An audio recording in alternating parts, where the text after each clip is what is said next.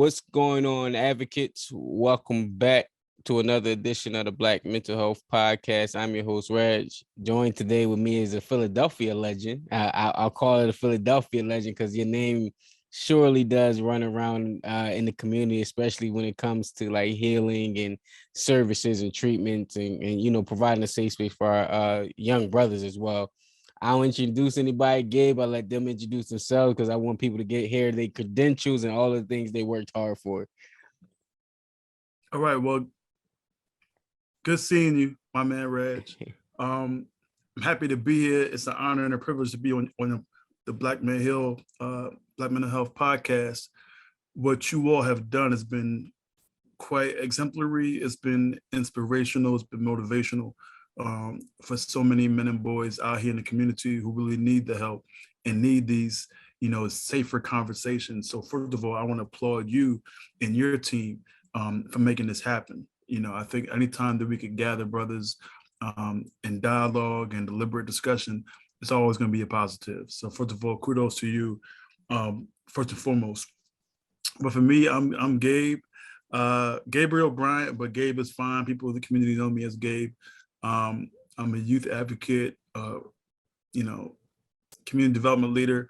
My formal title is that I'm the community engagement equity manager in our diversity, equity, and inclusion unit over at the Department of Behavioral Health and Intellectual Disability Services. I know a lot of words. That's DBHIDS. But in a nutshell, that work has led me to lead our initiative called Engaging Males of Color, or EMOC, or EMOC. The work of EMOC is now going on 7-8 years now.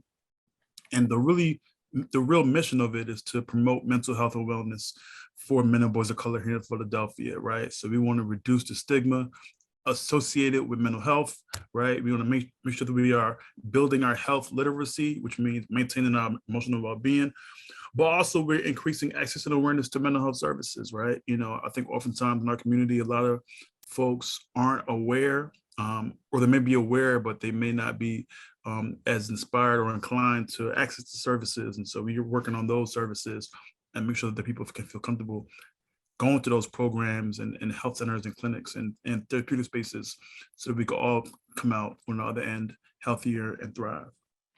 Yeah, I thank you for the work that you do as well, because it's much needed, especially for someone like myself while I'm developing my career and, looking about different paths and different ways to make impact. I look to brothers like yourself to kind of shape what I want to do. So thank you for your contributions. One of the first questions I ask, especially again, I'm always looking fast forward ahead. Is this what you wanted to do when you were younger, when you set out like, all right, I'm gonna be this in the world? No. No, I mean, the good thing about it is, and I'm thankful for the younger generation. If somebody would have told me 20 years ago, even 15 years ago, ideas around self-care, taking time off, I came up in the grinding era. The word of the day was grinding. The word of the day was, we'll sleep and we're dead, right? That was our mantra. And ideas of, meditation and mindfulness were actually quite new, particularly for somebody who thought that the world, I'll say this, the issues and concerns were so vast, right? That taking time off almost felt like you felt guilty, if that makes sense. As a younger person, just the gravity of the crisis and the turmoil that we find ourselves in, particularly here in the city of Philadelphia, oftentimes for somebody like myself, and even really I think about some of my colleagues and friends, the idea of taking a moment off sort of fell off. And so I'm thankful actually that, over the course of the past decade, there really has been a increase in awareness around maintaining one's mental health, even as, you and I and many others are doers of the quote unquote work, right? We're practitioners of mental health. We are people who are in the community that many folks look to for guidance, for help, for referrals, or what have you. It's heavy work. It's daunting work. I'm sure that you've had a lot of early mornings and super late nights, and so how do we maintain and stay balanced, and maintain our bandwidth, as they say. But for me, man, it's funny because I actually came to the mental health world actually from the education world. I was actually working in about 25 high schools for a program that dealt with college access and college completion. And it was interesting because, brother, one of the main issues that I found, and this is going back to 2000, 8, 9, and 10, a lot of the young people who I worked with in the high schools who either weren't completing high school or weren't completing on the college side, or because of the mental health issues. They weren't matriculating to college or finishing because they had undealt with trauma. There were, particularly in the case of the young men and boys, it was issues of being either undiagnosed or frankly misdiagnosed issues. And so that sort of made me begin to think about, wow, so not only is their sort of life journey being affected because of this mental health issue, how are education spaces addressing this problem? And so I really began to look at it from not only like a macro level, right, across different schools, but also the program I was working with. And then it just made me think, you know what, I think my next move will be to try to see this in the mental health space. And so I feel really fortunate that I was able to make my way to DBHIDS, Department of Behavioral Health, and really begin to look at, these questions. But it was only because I had those situations. Just to give you one example, I had one young man who was in our program, strong student, was on the football team, had straight A's through high school. His brother, also on the team, more of a B average, but they were still, family. I knew the family very well. The parent, mom was very strong in the household, all the whole 9 yards. He gets his scholarships, makes his way to college, to one of the state universities, here in Pennsylvania. Literally within 3 months of his first semester, we begin to get calls from the staff there saying, hey, he is starting to, hear voices. He's starting to see things. Come to find out, he gets diagnosed and, schizophrenia was raised, which, for your listeners and viewers and followers, oftentimes schizophrenia, particularly for African-American males, shows itself between the ages of 18 to 20. He was 18 years old, first semester in college. And so that literally shifted his whole process. Now, the good story is, I tell people all the time, is that didn't hold him back, right? We found ways to support folks. He was able to return home because where he was at just it wasn't the best situation for him. He was able to go to CCP and do his thing and then begin working, right? And so he's a functional, operating, happy, joyful human being. But I think it was important for me in that moment that said, wow, like things always aren't as they are. And sometimes there are things hiding beneath the surface, that we don't know about that might show itself later on. It's something that you said that I wanted to go back to, because it ties into the project that we're going to discuss later in the interview. But I wanted to go back because you said you've been in this field for, it's probably more than what you just described, but at this juncture, 10 years, right? But doing this type of work, a little bit, but yep. Is a little bit longer than that, but yeah. I believe I knew it was longer than that. So if I'm being honest, probably about 2000 and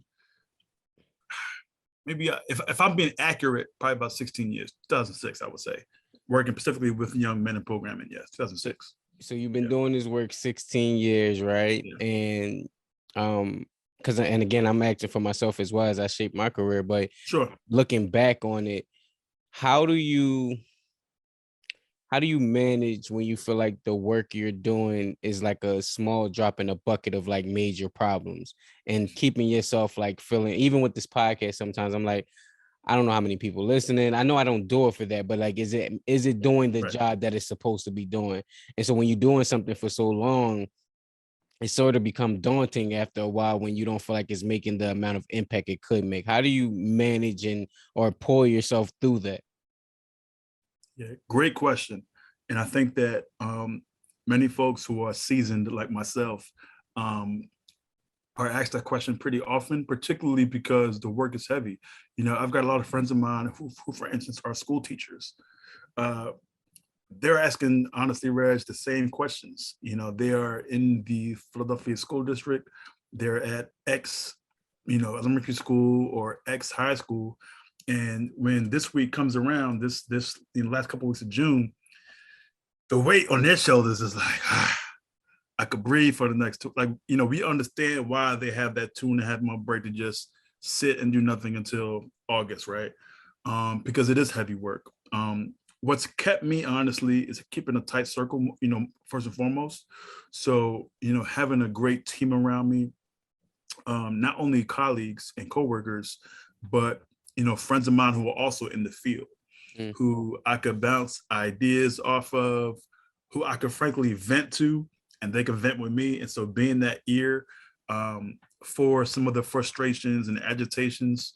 But I think also what the circle does and what the team does is hopefully provide you with some type of encouragement, even at some junctures, solutions to some of the issues that are being raised, right? And so if it's an issue with, I still can't make it through to this parent or guardian who's not responding to me, and I'm trying to help this young man out, but the parent or guardian still isn't seeing it, and you could be dealing with this person for like now it's 6 months later because time just flies like this.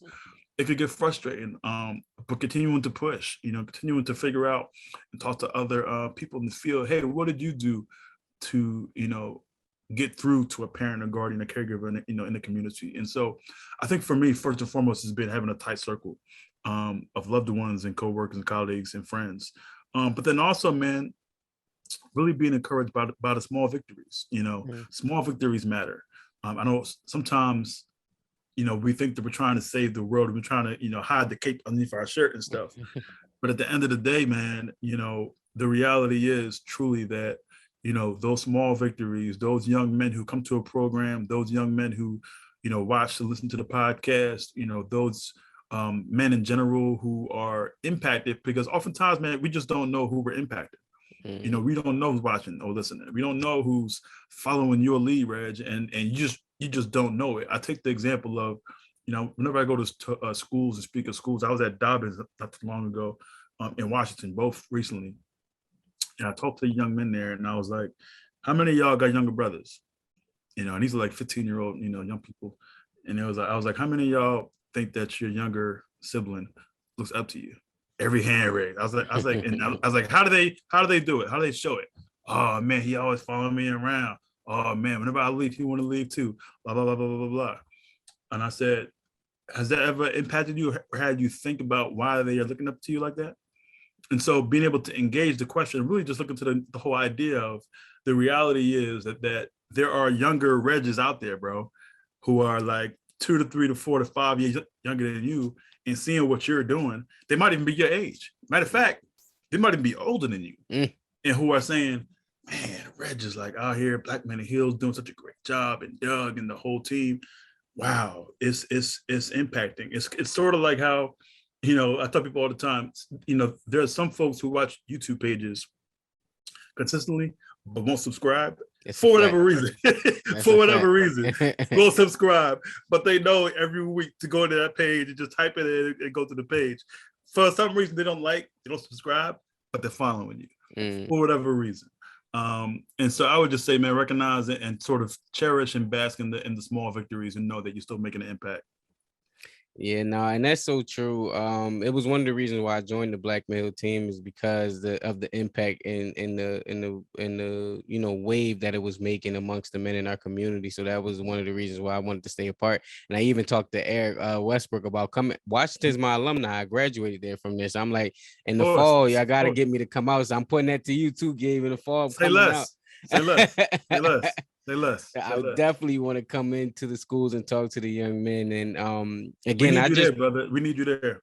I just pull that advice because I look again forward out of like, is this something that I can sustainably do in a long-term fashion, where I may not see the results that I think it should be making. Yeah. One of my mentors, man, and I have several mentors, right? I think it's important for all of us in this work to have mentors, somebody you know, a little bit older than us, or a lot older than us in some cases. You know what I mean?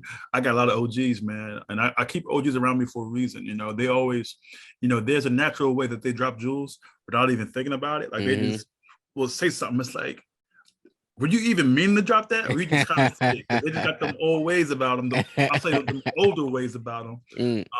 But I keep some old heads around me, man, just to sort of pick up some of their game. And you know, one of the things that they all tell me is, Gabe, man, it's just the old, it's cliche because we all been hearing it since we were children. But it's like, yo, Gabe, it ain't a marathon. I mean, it's a marathon and a sprint. I mean, that's just the bottom line. Like, this thing is, you know, to change our condition, you know, we didn't get here overnight. So we're not going to get out of it overnight. Right? As far as our condition as a people, our condition with our mental health, where we're at as, you know, Black men, as men of color, as men who are trying to succeed and thrive. We didn't get here overnight. And I think always sort of keeping that at the forefront of my mindset sort of allows me to say, okay, some things will take time because it took time to even get here. I think also part of it is, man, it's like, I always use the example, you know, sadly, a big part of my job, Reg, I'm sure that you also understand this and have seen this, experienced this, is, you know, going to some of these vigils when somebody's been, you know, killed, right? There's a homicide in the neighborhood. And I always tell the story that, and I still do this to this day, even through the pandemic, the look is always the same. Like I always share, it's like you go to the block, you have the, you know, news vans out there, 3, 6, 10, 29, they're all out there, you know, in front of the house, there's normally, you know, balloons in front of the house. There's usually the street blocked off and the chairs are in the middle of the street. And, you know, they have the parent guardian, usually mom or grandma, but oftentimes also granddad or dad, whoever's in the household, auntie, uncle, whoever's the leader in the house is sharing, you know, to the group. People got flowers, the whole 9 yards, right? People got t-shirts, the whole thing. But always on the periphery, I always notice a circle of like young brothers. You know what I mean? Some of them are on bikes. Some of them are, you know, just standing there looking, you know, sort of blank faced. You could tell that they're dealing with the trauma of the loss and the grief. Some of them look angry, right? Like they want to retaliate immediately. And then some of them just look lost, right? Like they don't know what to do. And so I always go to those brothers first, man, because I want them to know that they're being seen, you know, that in this moment, because oftentimes what happens is once the event is over, they bike, walk away, and that's pretty much it. There's no interaction, there's no intervention, there's no conversation. And so I've learned over the years to like really go to those brothers first and really kind of build. And like I said before, and like I always say, you know, I'll give them my card or just, you know, send them my number if they don't want the card. Some take it. And I just say, hey man, I see you out here, bro. You know, if you need anything, holler at me. You know, I'm sorry for your loss. Cause I'll do it like that. I don't know him from Adam. I'm just trying to be a helpful face and an older brother in that moment. And a person might not call me that next day. They may not call me the next week or that next month, but it'll be like a random email or a call I'll get like 6 months later. Literally, this happened multiple times, Reg. And it's like, hey, is this Mr. Bryant? Yeah. Hey man, you gave me your card about, you know, back in April. Mind you, it's October, right? Yeah. You came out to the vigil. I just wanted to, see if you got any programs, for me and my brother, blah blah blah blah blah. And it's like, wow. So you kept first of all, I'm thinking, you kept the card, right? Because most times people just chuck it, it gets lost, whatever. Maybe he put it in his drawer. Maybe he kept it on his refrigerator. Who knows where it was kept? That's my first important piece in that. But then secondly, it's like, okay, thankfully, there might have been something in the subconscious saying, down the road, I might need some help. Let me hold on to this. You know what I mean? I'm not gonna, sometimes people feel like they don't want to be thirsty, right? So I don't want to call them tomorrow and be on some blah, blah, blah, blah, blah. And plus we're so, as men, sometimes masculinity sets in. And so we feel like we can't be emotional. We can't be soft in the moment. So I don't want to call them and say I'm angry or I'm mad or I'm just whatever. But with time, I'll get those calls or I'll get those emails. And then I'm able to say, hey, look, on the one hand, maybe it's some self-care. Maybe it's joining a after school program for some of them. I've referred a lot of guys to several programs. I mean, it's to a point now where I'm sure some of my colleagues and friends are like tired of me sending young men to their program. Like, Gabe, don't send nobody else. But like you said earlier, we all recognize the vast need, and so they keep doing it, which is a good thing. Nah, and it actually tied right into the conversation. Like even the dropping a bucket of like, all right, how do we keep doing the work? The gun violence, man, in our city, and across hoods in every city, impoverished communities in all cities, is rampant, and it has been rampant. And that's one of the top of mind for myself, where it's like, is there something, this could lead right into the project too, Sure. is there something that we really can do to make it, to contain this virus that's in our community? I would say the answer is you know how you should do the Scantron sheets back in the days. The answer is D, all of the above. You know what I mean? In other words, we should not exhaust any and all strategies or tactics to, this gun violence thing, as we all know, is nothing new. And I say nothing new, I don't want to minimize the issue. What I'm saying is that when they put out the report, I think last year or the year before that, stating that we had reached the highest number of homicides since 1990, right? Which is like 5 something, right? You know what I mean? Yeah, 500, right? Since 1990, right? It's sad and it's tragic because wow, like what happened that made us revert back to over 30 years ago? But on the flip side of it, what it also tells us is 30 years ago, this was going on. So there's nothing new. That's what I'm trying to say. So although we're in a moment of like, what do we do? Perhaps our uncles and aunts had the same feeling 30 years ago. What do we do? We're at 500 homicides in 1990. And so I think for me, there's a lot of things that are on the table. I'm thankful for the programs like yourself who are trying to address the trauma and create safe spaces for men and boys to gather and to think about their mental health. Again, that wasn't available for sure 30 years ago. And so thinking about those programs, I'm thinking about all the coaches and tutors and, out of school time programs that are still thriving and flourishing, that I always say, had it not been for those programs, who knows where our city would be, right? People talk about what's not being done. Let's talk about what's being done and how our city would look if they weren't being done. But I think that also we need a more aggressive approach that looks at the fact that at the root of this thing, man, is that for me at least, we're dealing with structural poverty, right? We talk often, Reg, about the fact that we are the poorest of all the big cities in the country. What does that mean, though? Right? We see it always plastered on the front cover of the newspapers, whether it's the Inquirer or the Metro, whatever you read. We are the poorest big city in America. So that tells me multiple things. That tells me that there are pockets, if not whole neighborhoods, whole districts, whole zip codes, where folks are under-resourced and looking for opportunity, right? Whether it's housing opportunity, whether it's food opportunity, whether it's clothing opportunity, whether it's opportunity to gain just general employment. And so if we are in fact the poorest of the big cities in the country, then what type of resources are necessary to address that? Because for me, it's like, on the one hand, obviously we have to talk about the gun issue and the easy access to guns, which we all know is a big part of it. But for me, what's even deeper than that is the root issue of wanting to actually hurt somebody else and commit harm to somebody else. See, that's the mental health part of it.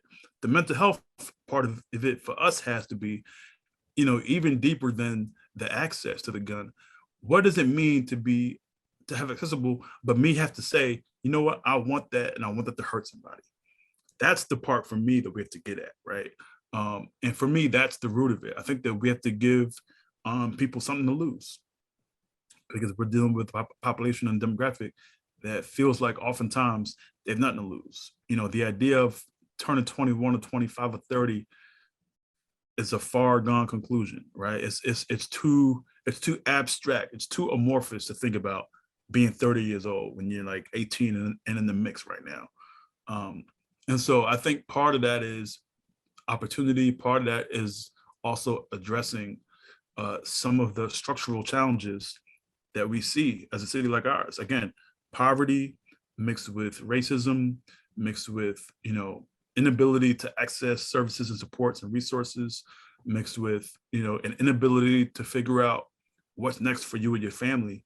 You know, then we just get this hodgepodge of issues that turns into everything that we're dealing with. And it's a cultural issue too, man. I think in some ways, it's been made cool to be violent. Point blank, period. It's been made cool to be violent. I think that the reality is, you know, there was a time back in the day where scared straight meant something to a young person, to show them some trauma videos, take them to, you know, one of those scared straight programs where you're seeing images. But the reality is, with social media, more and the data shows this, that more young people have seen dead bodies than in the history of the planet Earth. I can believe it. You don't think about that for a moment. Like the idea that the average 16-year-old, by virtue of the World Stars of the World and other websites that are even deeper than that, since everything is on the camera now, every video gets put on YouTube or gets put on other sites. And so there's people are routinely seeing people get shot, stabbed, fighting, you know, with no type of way to process that. And people don't understand that that's not normal, right? That's not normal to actually see not only death, but murder, you know, just like it's a normal thing. And so that's what I mean by, I think that it's become routine to accept violence as it is. That's a problem in of itself that I believe has to shift in the culture. It's a quote that I learned maybe a few months back, but it's imprinted on my brain. And I want to unpack it and see what you have anything to add to it. Violence is a currency in our community. And that has been imprinted on my brain because it's worth something. Awesome. It's a value.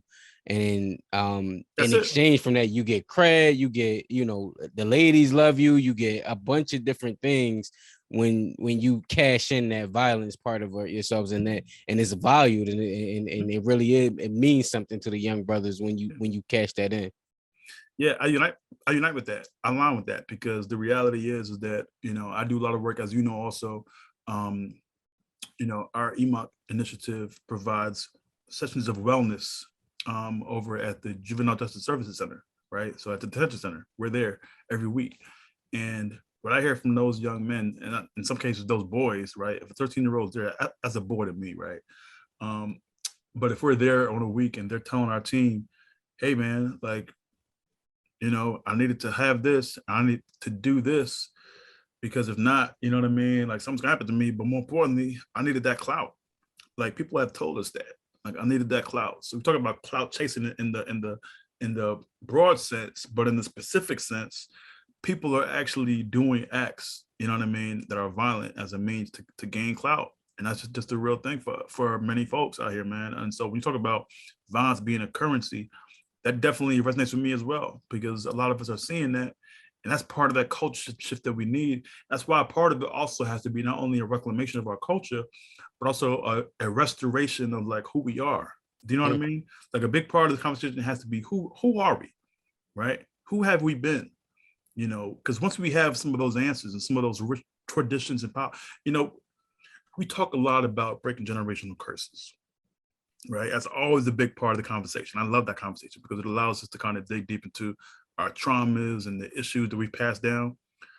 But we don't talk enough about is generational wisdom. Ooh. In other words, there are things that grandmom and pop used to tell you, those jewels of life that kept them alive in moments that were even more wild and insane and just unbelievable than currently. You know, when somebody, I always tell people all the time, man, if a Black person is in their 70s and 80s, they did something that's extraordinary. Because everything right now, everything they went through, for the most part, probably was against them being able to even achieve that age, which is why it was so hurtful for me also. But let me just, as a quick caveat, when I saw what happened in Buffalo, the fact that so many of them were elders really hurt me, man. And obviously I was hurt in general of what happened, but just to know that somebody in his 60s and 70s, I think there might have been somebody even in the 80s, just to be shot like that. What are they seeing in their life? You know what I mean? What did they overcome to get to that age? Health challenges, community challenges, society challenges, family. The fact that we know that health hits our communities in so many different ways.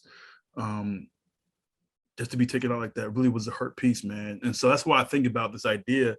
Hey, man, I'd love to work with you all, Black Men Heal, because what we need is a healing campaign. That's what we need at the end of the day. And I know this is one of the things that our good brother Black Hayum and the members of the Mays Commission African American Males, OG Bilal, I don't mind shouting him out because he's also one of our EMOC team members working with us. And so, he's done so much work for so long, but so many have also called for this sort of healing campaign, right? Shout out to Eric Marsh as well with the Mays Commission African American Males. The idea of how do we build a campaign that can be tangible, right? It's not just rhetoric, you know what I mean? It's not just talking. It's like really some true investment and engagement, so people can provide some closure, but also healing. Because again, also the violence has come also with the pandemic.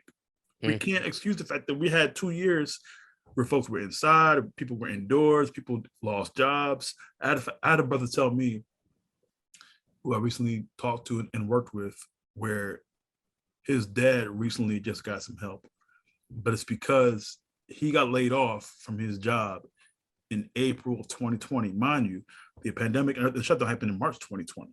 So he got laid off that first month of the pandemic when everything was really at its height, and wasn't able to gain employment since.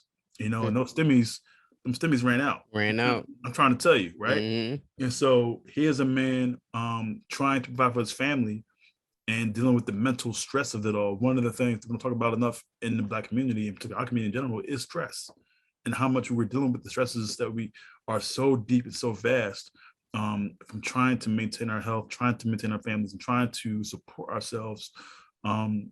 He just kind of I don't want to say he gave up, but he finally was at his last resort.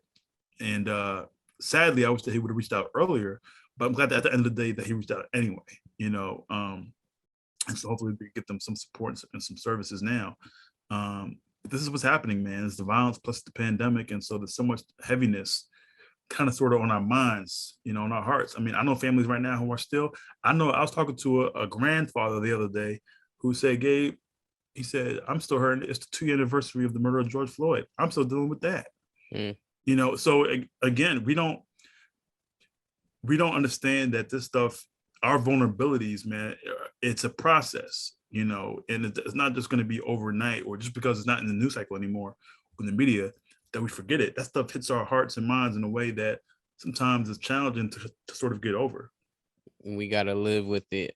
Is one more question I got before we move on to the upcoming field that you all are doing, to kind of unpack some of these traumas, which is triggers. But you said something that I wanted to go back and give a little pushback on, but not in the sense of like combating it, but how do we solve it? And it was passion around generational wisdom. And what I'm learning, and even for myself after going through therapy, after learning, connecting with individuals like yourself and getting mentally educated on certain terms like trauma and triggers and boundaries and things like that, you can't pass down wisdom that you don't have.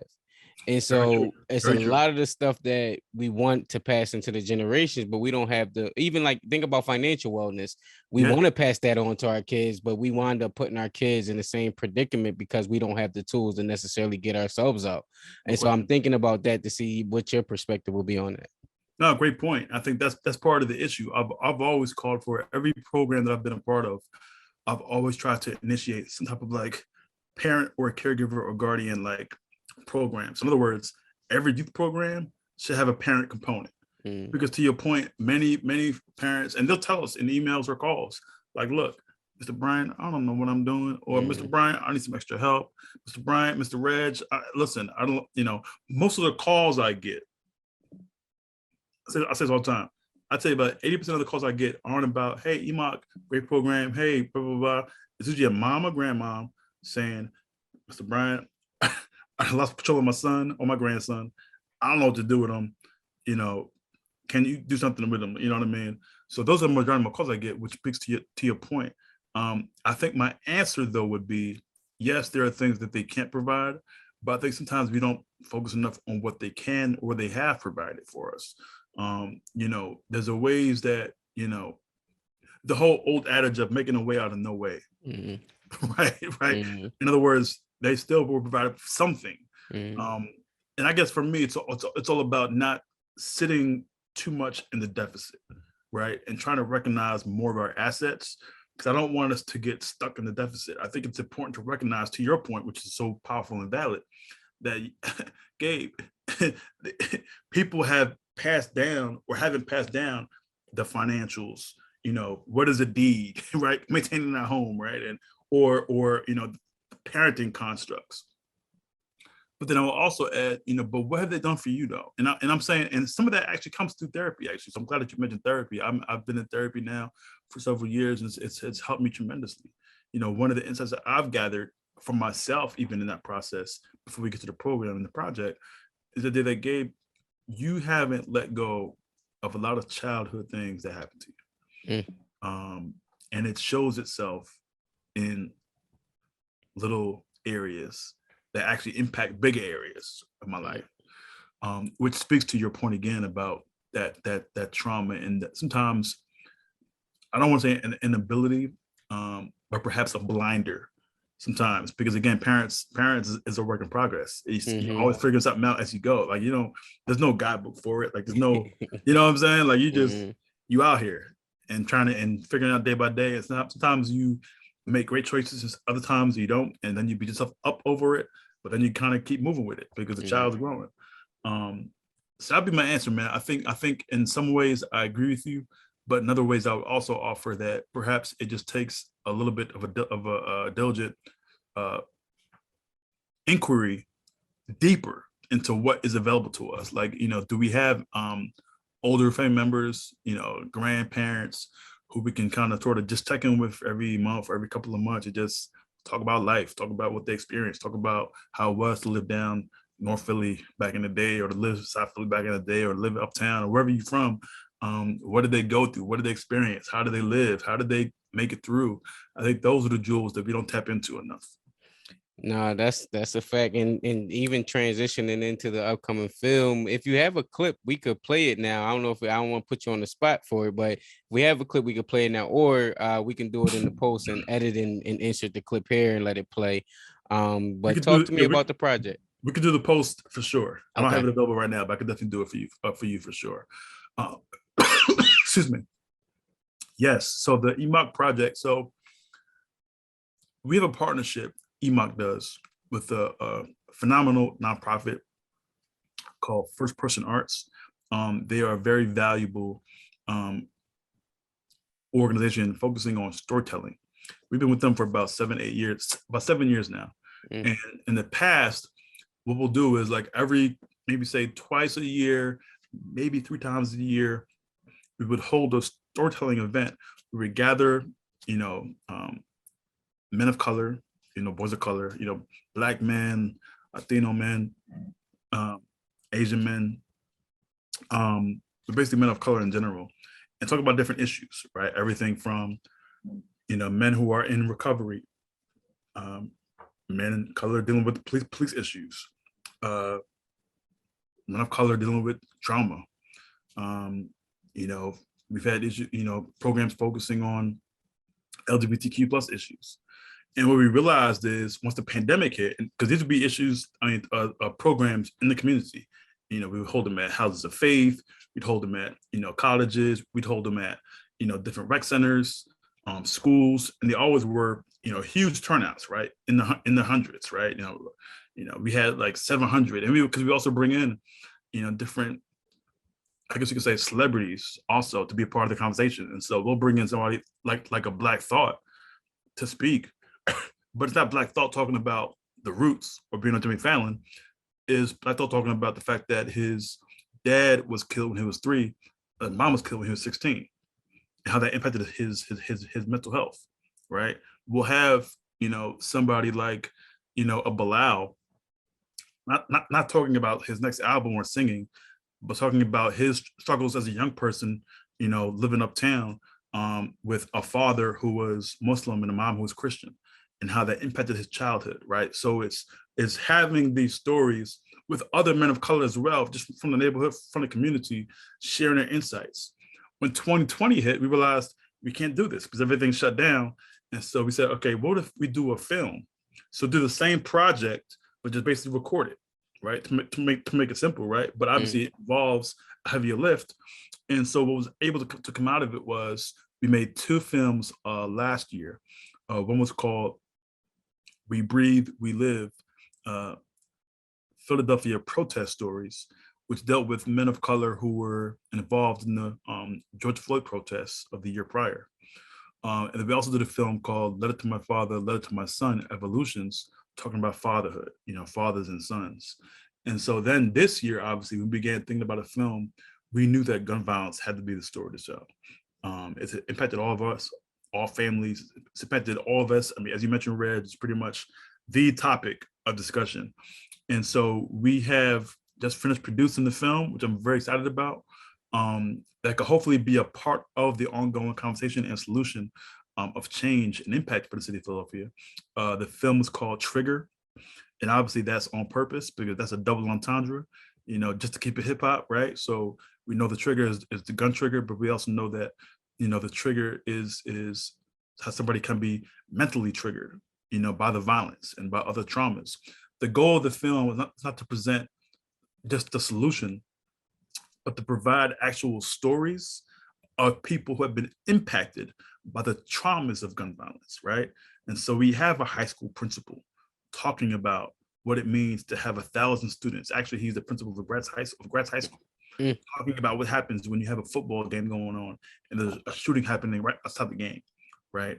We have people who are, activists in the community talking about what they've done to try to help. People like Anton Moore with Unity in the Community, people like Ross Pichardo, who's doing Operation Save Our City. We also have people who have really been on the front lines with some of the research and data.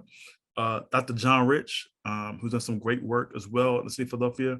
I was in his program. That's I gotta get John on here. Gotta get John on here. You gotta get John. John did a fantastic job in our film talking about the trauma.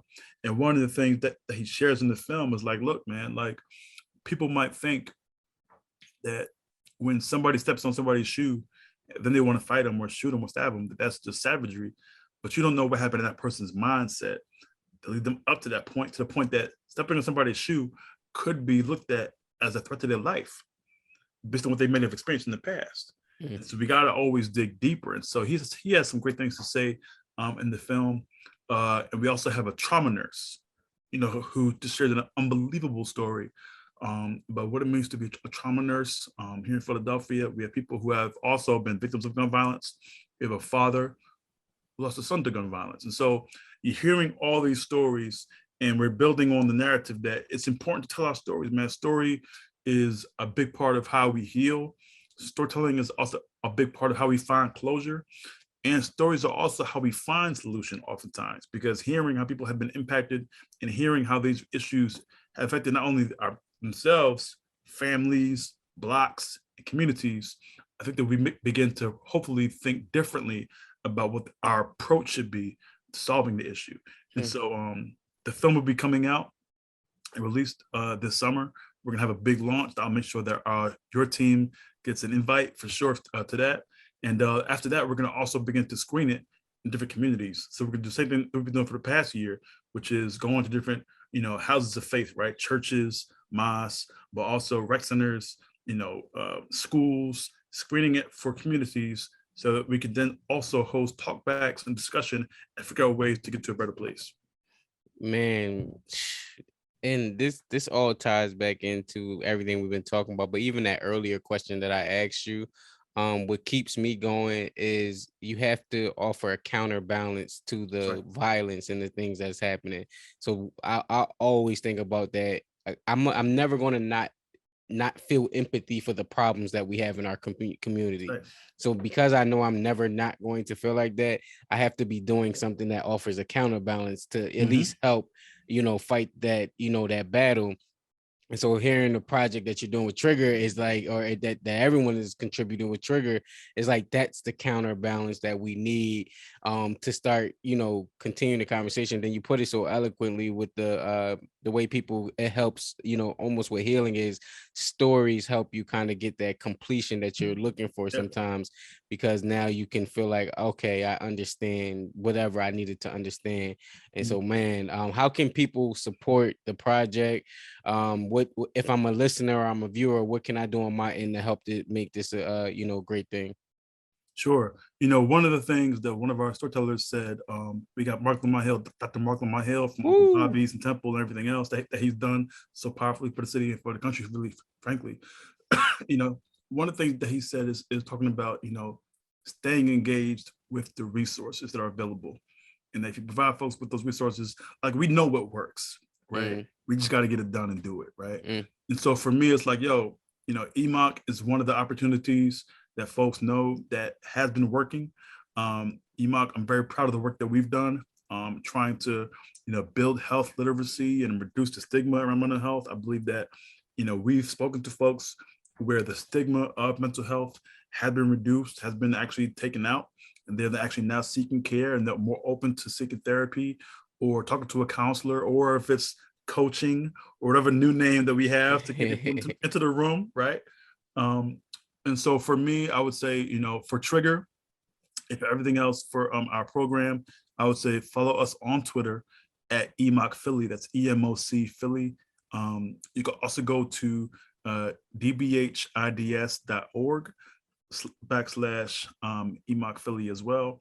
So you can get all the latest information, updates right there. Also, another opportunity is just to contact me if you want to. You can actually email me at Gabriel, GABRIEL .Bryant @philly.gov. And I was gonna say, I mentioned this last but not least, for sure, the Boost Your Mood campaign, which our brother Reg is showing right now. This really has been our main program and main initiative that allows people to have a comprehensive, outline of key numbers, key websites, all the resources that you need are on that website. So if you go to dbhids.org/boost, again, dbhids.org/boost, you go to that page that has a very comprehensive list of supports for trauma, for anything, any number that you think you need, substance abuse, stress, possibly even suicide, is all there, and you can be provided with supports and resources. And so go there for ongoing support and services and share it with your people. I got one selfish question. I remember I recorded some earlier this year. Am I in it? Like, did I get cut out? Did I make the cut? I might gotta edit it out in post. No.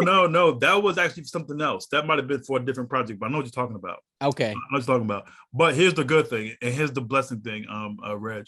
We're already working on another project, which I already have a vision for you on. So yeah, I'm gonna bring you on my next piece. And it's actually a piece that I think that you'll be happy to hear about. Yes. But that more offline, you know what I mean? Yes. Nah, thank you for that. Is there anything you want to leave the people with in regards to wellness, overall, just mental health? Like, just what do you want, any last words you want to leave the people with? Yeah, one of the things that our commissioner talks about a lot and our team talks about a lot is the idea of just give yourself some self-care and some grace. Our director of DEI, Pam McClinton, talks a lot about making space and time for yourself. Do that, because sometimes, again, we're in some very challenging times. We all know that. We also know that, just the daily life has been just difficult and different. Like we're gonna all look back at this moment and say, you're a part of history. We made it past the 2020s, because this has been a very tough few years, if not decade, right? And so just give yourself some grace, man. Do whatever you got to do to find moments of stillness, to meditate during the day, to, if you pray during the day, to just sit with your thoughts and feelings for a moment. Take breaks in between your meetings. I know everybody's on Zoom all day long and Teams and Google Meets, right? take time out for yourself, and also seek joy.